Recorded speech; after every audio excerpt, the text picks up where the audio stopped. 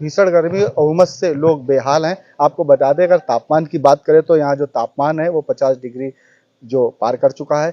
आपको बता दें, तापमान की बढ़ोतरी प्रति वर्ष हो रही है। अगर वही हम बात करें 2023 की, तो 2023 में जो तापमान था वो 44 डिग्री गया था, लेकिन अगर हम बात करें 24 की, तो 24 में तापमान जो है 50 डिग्री पार कर चुका है। जिसके बाद अगर हीट वेव की बात करें तो दर्जनों की संख्या में जो यहाँ हीट वेव के चलते लोग जो है जान गंवा चुके हैं। आज हम इसी विषय पे बात करेंगे कानपुर के डीएवी कॉलेज जंतु विभाग के वरिष्ठ सहायक प्रोफेसर डॉक्टर पंकज वर्मा जी से बात करेंगे और जानेंगे कि आखिर इसका कारण क्या है।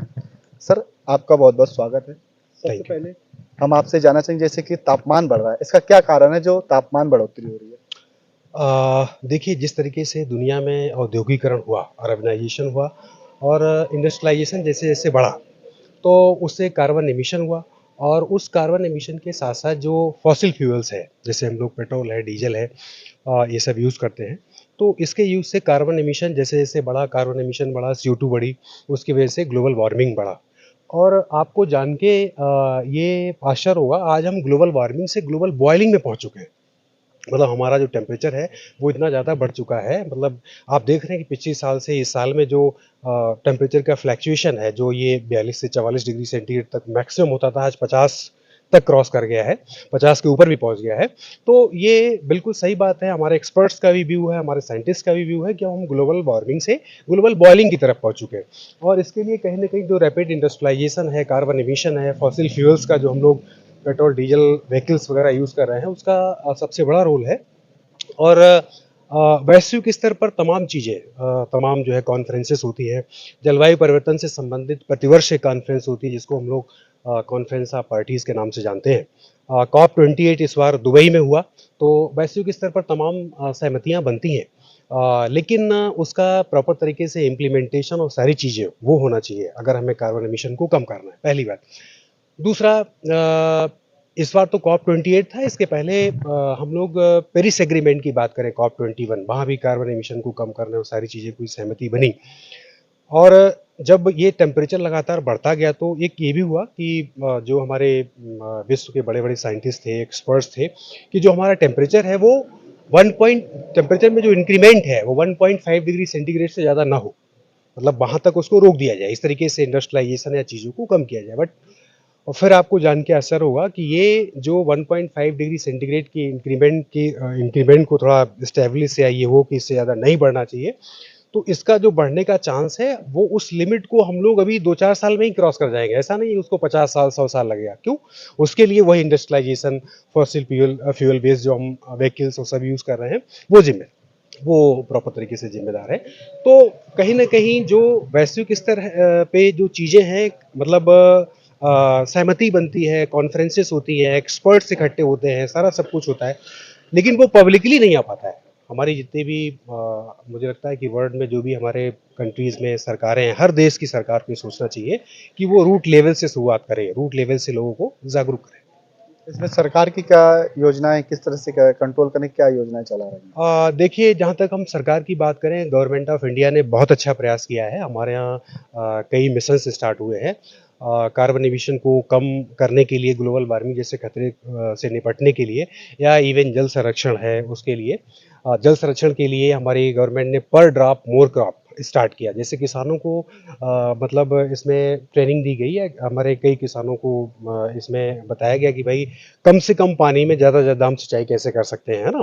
पर ड्रॉप मोर क्रॉप का कॉन्सेप्ट आया। इसके बाद ग्रीन हाइड्रोजन पे हमारे यहाँ बहुत ज़्यादा काम हो रहा है।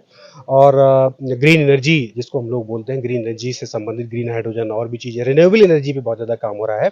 अभी हाल में प्रधानमंत्री सोलर पैनल से संबंधित स्कीम स्टार्ट हुई है। तो मुझे लगता है कि लोगों को इसका फ़ायदा उठाना चाहिए। जितना हम रिन्यूएबल एनर्जी पे बेस्ड रहेंगे, उसका यूज़ करेंगे, तो ऑब्वियस सी बात है कि फॉसिल फ्यूल बेस्ड जो पेट्रोल या डीज़ल है उसका यूज़ हम कम करेंगे और कार्बन एमिशन धीरे-धीरे कम होगा। आपको क्या लगता है, ऐसे में लोगों को क्या करना चाहिए?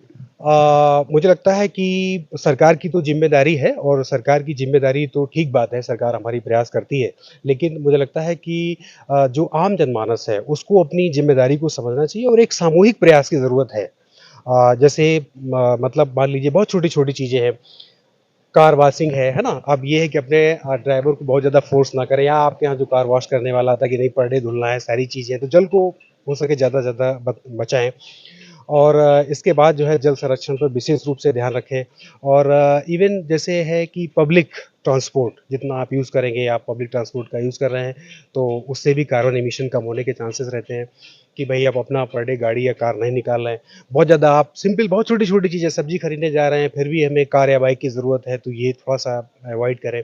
तो ये मुझे लगता है कि छोटी-छोटी चीज़ों को लेकर के हम एक सामूहिक स्तर से जब शुरुआत करेंगे, तो बहुत अच्छा परिवर्तन आएगा और हम जो कार्बन एमिशन है, इसका जलवायु परिवर्तन का जो खतरा है, उसको बहुत हद तक कम कर सकते हैं।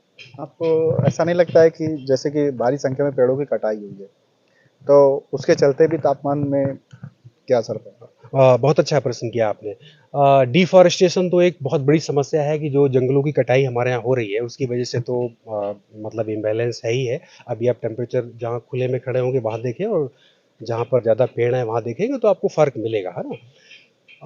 हमारी सरकार हमारे देश की सरकार इस मामले में बहुत चिंतित है और हमारा जो फ़ॉरेस्ट कवर है, इस समय तो जैसे जो हमारे इनिशिएटिव्स लिए जा रहे हैं प्रशासन स्तर से और वैसे भी, तो सरकार का ये लक्ष्य है कि जो है 33% तक, है ना? फ़ॉरेस्ट कवर होना चाहिए, उसको लगातार बढ़ाया जाए। लेकिन सरकार के की पॉलिसी से या उसके टारगेट डिसाइड करने से चीज़ें बढ़िया हैं, अच्छा है, सरकार हमारी प्रयास कर रही है। लेकिन आम जनमानस को इस बारे में सोचना है। वर्ल्ड एनवायरनमेंट जैसे है, हम लोग world world environment day celebrate कर रहे हैं, प्लांटेशन करते हैं। तो ये नहीं है कि हमने उसी बार प्लांटेशन कर दिया। अब नेक्स्ट ईयर अगर वर्ल्ड एनवायरनमेंट डे हम सेलिब्रेट करें तो उस इस साल जो प्लांट लगाया उसको देखें। कि उसका कैसे ग्रोथ हुई है, कैसे वो है या नहीं है। तो वहाँ ऐसा नहीं है कि केवल हमने एक प्लांट लगा दिया, उससे फ़ोटो खिंचवाने से सारी चीज़ें हो गई। तो ये भी एक जागरूकता की बात है कि जो हमारा डिफ़ॉरेस्टेशन हो रहा है, जंगलों की कटाई हो रही है गाँव क्षेत्र और वैसे लोगों में इसको मतलब पब्लिकली जागरूकता की ज़रूरत है। उनको अवेयर किया जाए कि इससे हमारे एनवायरनमेंट को बहुत नुकसान होता है और आम जनमानस को और हम सबको वही बात कि एक सामूहिक रूप से बहुत अलर्ट रहना पड़ेगा, प्रयास करना पड़ेगा, तब जाकर के हम ये एनवायरनमेंट में जो परिवर्तन हो रहा है, जलवायु परिवर्तन के खिलाफ जो जलवायु परिवर्तन हो रहा है, उसके खिलाफ हम एक निर्णायक लड़ाई लड़ पाएँगे। लोगों को कौन से पौधे हैं, कौन से जो पेड़ लोगों को ज़्यादातर लगाने चाहिए? मुझे लगता है कि जैसे ऑक्सीजन को प्रोड्यूस करने वाले बहुत से पेड़ हैं, बड़े-बड़े वृक्ष हैं, जैसे जनरली हमारे यहाँ पीपल का पेड़ है, नीम का पेड़ है और भी बड़े-बड़े वृक्ष हैं, तो ये सब लगाना चाहिए और प्लांटेशन मतलब इसके साथ-साथ ये है कि आजकल जो गार्डनिंग का कल्चर स्टार्ट हुआ है, हालाँकि शहरों में आप भी देखते होंगे कि हर घर में ये सब सिस्टम स्टार्ट हुआ है। अब ये है कि आपने घर की छतों पर भी, है ना, गार्डनिंग की ज़रूरत है और वहाँ पर भी आप थोड़े से बज़ी प्लांट्स लगा सकते हैं, है ना? जिससे ये है कि चौड़ी पत्तियों वाले छोटे-छोटे प्लांट्स कई आते हैं, जिससे फोटोसिंथेसिस या प्रकाश संश्लेषण ज़्यादा होता है और ऑक्सीजन गैस निकलती है। तो इस तरीके के प्लांट्स आप लगा सकते हैं, तो उससे है कि हम काफ़ी हद तक हम जो है अलर्ट रहेंगे तो हमें राहत मिलेगी, नो प्रॉब्लम इसमें कोई बुराई नहीं है। एक और आखिरी सवाल, आप चैनल के माध्यम से लोगों से जनता से क्या अपील करना चाहेंगे? अ, आपका क्वेश्चन ये भी बहुत बढ़िया है, जनता से हमारा यही अपील है, हम लोग तो चूँकि साइंस से हैं, साइंस से रिलेटेड है, एनवायरनमेंट या सारी चीज़ों को देखते पढ़ते रहते हैं, इवन थोड़ा रिसर्च में भी एंगेज रहते हैं। तो यही अपील है कि आप अपना जो है पूरा खुद जागरूक रहें। जिस तरीके से आज हमें मोबाइल की ज़रूरत है, जिस तरीके से हम ऐसे ही सुबह निकल जाते लगता है हमने ब्रेकफ़ास्ट नहीं किया है। तो ये एक हमारी ज़िम्मेदारी है कि हम पहले घर से शुरुआत करें। घर पे अपना प्लांटेशन जो छोटा-मोटा जैसे रहता है उसको करें। जैसे अभी हम आप बात बात कर रहे थे कि जैसे छत है ना? तो छत पे भी प्लांटेशन आप कर सकते हैं, वो चीज़ है। दूसरा जो गाँव क्षेत्र के लोग हैं, है ना? तो वहाँ पर अपना बाग-बगीचे हैं, कोई प्लांट वैसे हो गया है, पता चला कि पड़ा हुआ है, सूख गया है, नहीं ध्यान दे रहे हैं, तो प्रॉपर तरीके से वहाँ भी प्लांटेशन होना चाहिए।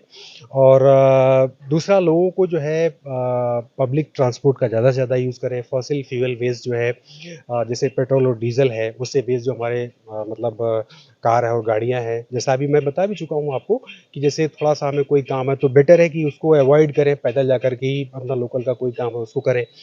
तो ये चीज़ें हैं। तो मुझे लगता है कि लोग अगर इस तरीके से एक सामूहिक प्रयास स्टार्ट करेंगे तो बहुत हद तक हम चीज़ों को कम करने में सक्षम हैं। तो ये हमारे साथ थे कानपुर डीएवी कॉलेज के जंतु विभाग के वरिष्ठ सहायक प्रोफेसर डॉक्टर पंकज वर्मा जी, जिनका साफ तौर पे कहना है कि जो लोग हैं वो पेड़ लगाएं और पेड़ लगाकर किसी फोटो सेशन तक ही सीमित ना रहें, उस पेड़ की तब तक देखभाल करें जब तक वो अपनी जड़ों को मजबूत ना करें। कानपुर से सहयोगी मनोज सिंह गौर के साथ समाचार 924।